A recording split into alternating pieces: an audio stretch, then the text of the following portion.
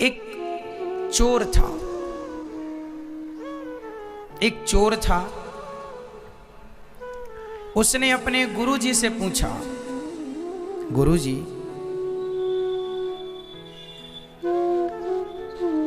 मेरा विवाह कब होगा? गुरुजी ने कहा, बेटा तेरा विवाह तो होगा उस दिन जिस दिन से ठीक तेरा विवाह रात को होगा और सवेरे तुझे फांसी हो जाएगी। जिस दिन तेरी फांसी निश्चित होगी, फांसी निश्चित होने के बाद तेरा विवाह निश्चित होगा। चोर ने कहा कि जब फांसी निश्चित हो जाएगी तो फिर विवाह करेगा कौन? बोले नहीं, ऐसे ही लिखा है तेरे भाग्य में। अब वो चोर तो चोर था, चोरी करना उसने छोड़ दी।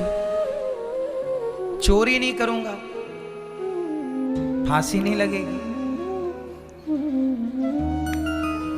मतलब देखो, उसने जान लिया कि मेरे साथ क्या होने वाला है। अब वो सावधान हो रहा है, पर जो होनी है होके रहेगी। आप कितने भी सावधान हो जाइए, कितने भी चालाक हो जाइए, पर जो लिख चुका है, जो किस्मत में है, मिलना है तय। एक दिन वहां से राजा की सवारी गुजर रही थी। ये चोर पहले चोरी करता था पर अब नहीं करता। राजा की नजर इस पर पड़ गई। राजा ने कुछ याद किया।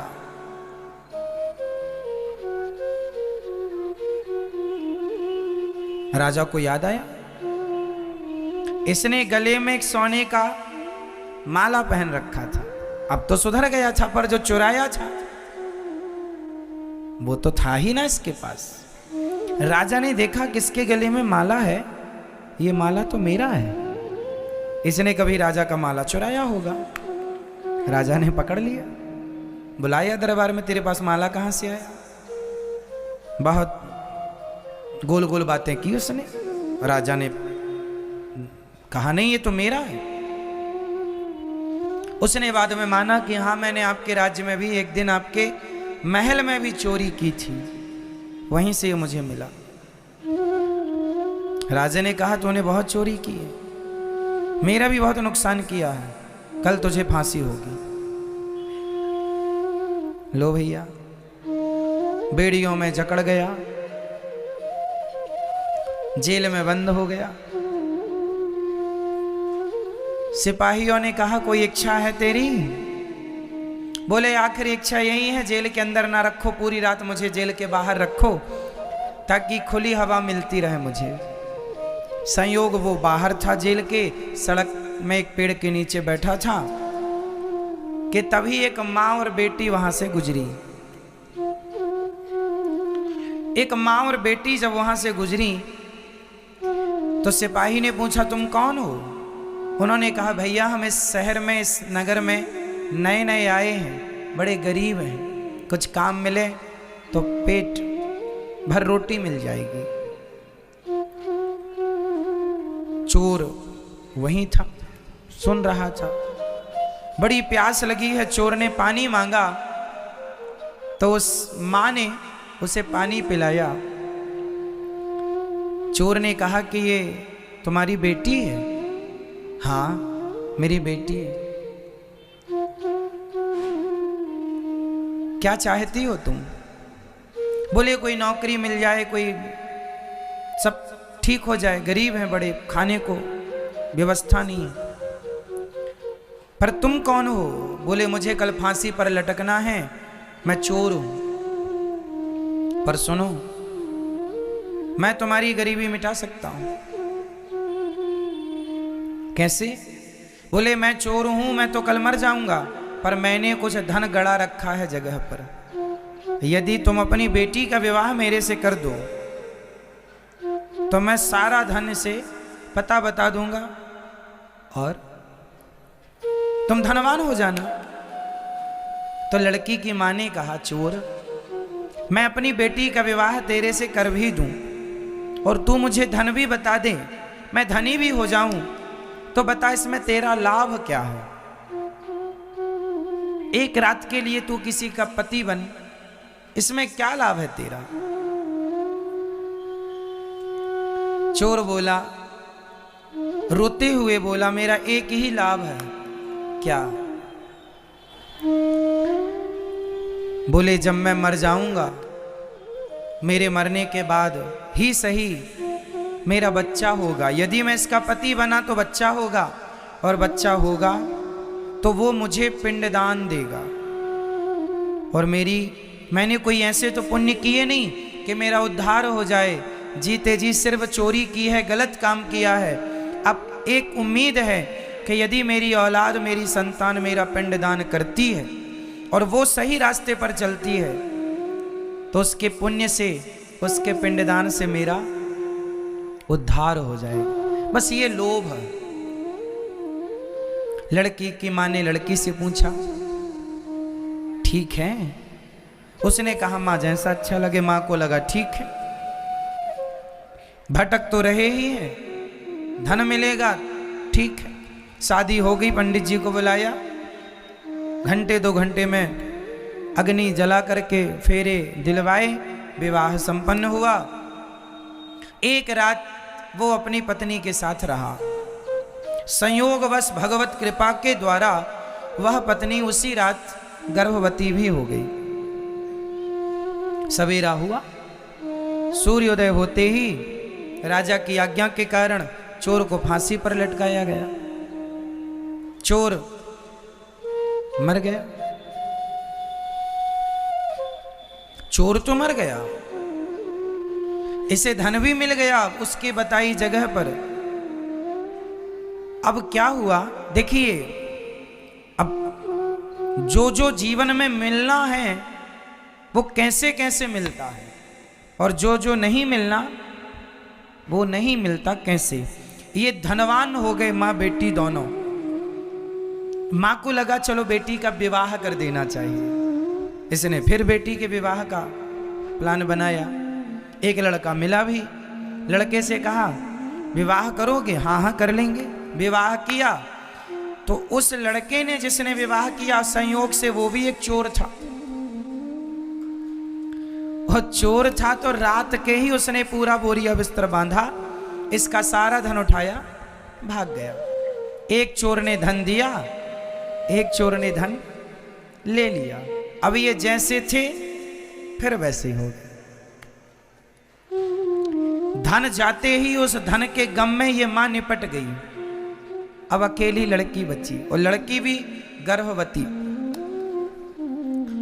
मजदूरी मांग मांग के जैसे तैसे जीवन गुजारा, बच्चा हुआ, बड़ा हुआ। एक दिन एक राजा के बेटे को एक सांप डसने के लिए बिल्कुल तैयार था। इसने देख लिया तो इसने जाकर उसकी रक्षा करने की कोशिश की, पर पहुंचते पहुंचते देर हो गई और डस लिया।